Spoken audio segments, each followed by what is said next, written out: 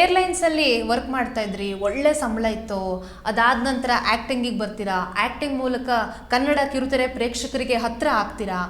ಅದಾದ ನಂತರ ಜೀವನದಲ್ಲಿ ಒಂದಷ್ಟು ಏಳು ಬೀಳು, ಪರ್ಸ್ನಲ್ ಲೈಫು, ಏನೇನೋ ಒಂದಷ್ಟು ಸಮಸ್ಯೆಗಳೆಲ್ಲ ಬರುತ್ತೆ.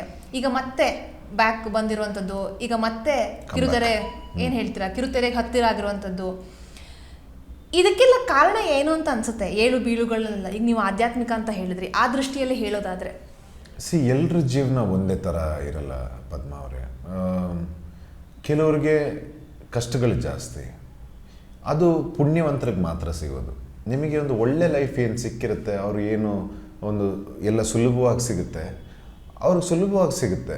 ಬಟ್ ನಮ್ಮ ವಿಶೇಷತೆ ಏನಂತಂದರೆ, ಜೀವನದಲ್ಲಿ ನಿಮ್ಮ ಏಳು ಬೀಳುಗಳು ಇರಬೇಕು, ಅದರಲ್ಲಿ ಕಲಿಕೆ ಸಿಗುತ್ತೆ. ನಿಮ್ಮ ಕಲಿಕೆ ಏನು ಮಾಡುತ್ತೆ, ನಿಮ್ಮನ್ನು ಬೇರೆಯವ್ರಿಗಿಂತ ಒಂದು ಡಿಫ್ರೆಂಟ್ ಲೆವೆಲಲ್ಲಿ ನಿಮ್ಮ ಪರ್ಸ್ನಾಲಿಟಿನ ತಗೊಂಡೋಗುತ್ತೆ, ನಿಮ್ಮ ಲರ್ನಿಂಗ್ಸ್.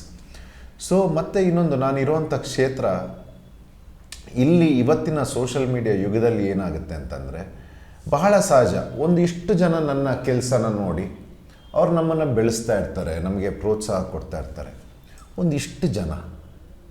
ಇಷ್ಟು ಜನರದ ಮಧ್ಯೆ ಒಂದಿಷ್ಟು ಜನ ಅವರ ಮಾನಸಿಕ ಸ್ಥಿತಿನ ತೋರಿಸ್ಕೊಳ್ತಾರೆ. ಅಂದರೆ ನಾವಿಂದು ಬೆಳೀತಾ ಇದ್ದೀವಿ ಅಂತಂದರೆ, ಇವಂದು ಅದು ಸರಿ ಇಲ್ಲ, ಇವಂದು ಇದು ಸರಿ ಇಲ್ಲ, ಇವಂದು ಇದಾಗಿದೆ, ಇವಂದು ಅದಾಗಿದೆ. ಅದು ಯಾಕಂತಂದರೆ ಈ ನರಿ ಮತ್ತು ದ್ರಾಕ್ಷಿ ಕತೆ ಇದೆಯಲ್ಲ, ಸೇಮ್ ಚಿಕ್ಕಪ್ಪನ ಕತೆ, ದ್ರಾಕ್ಷಿ ಮತ್ತು ನರಿ ಕತೆ. ಸೊ ಇದು ಭಾಳ ಸಹಜ. ಸೊ ನಾನೀಗ ಒಂದು ಒಳ್ಳೆ ಊಟ ಮಾಡ್ತಾಯಿದ್ದೀನಿ ಅಂತ ಅಂದ್ಕೊಳ್ಳಿ, 1-2 ಕಲ್ಲು ಸಿಕ್ತು ಅಂತ ಅಂದ್ಕೊಳ್ಳಿ, ನಾನು ಆ ಕಲ್ಲಿಂದ ಇಡೀ ಊಟನ ಎಸಿಲ್ಲ, ಅಥವಾ ಆ ಕಲ್ಲನ್ನ ಎಸ್ದು ಆ ಚಂದ ಊಟನ ಅನುಭವಿಸ್ಲ ಹೇಳಿ ಅಲ್ವೇ?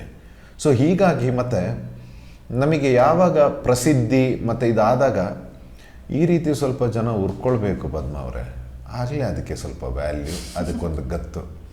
ರಾಕೆಟ್ ಮೇಲೆ ಹೋಗಬೇಕು ಅಂತಂದರೆ ಬೆಂಕಿ ಸ್ವಲ್ಪ ಕೆಳಗಡೆ ಬಿದ್ರೇ ಅಲ್ವೇ? ಅದಕ್ಕೆ ಅದರದ್ದೇ ಒಂದು ಶ್ರೇಷ್ಠತೆ ಇದೆ.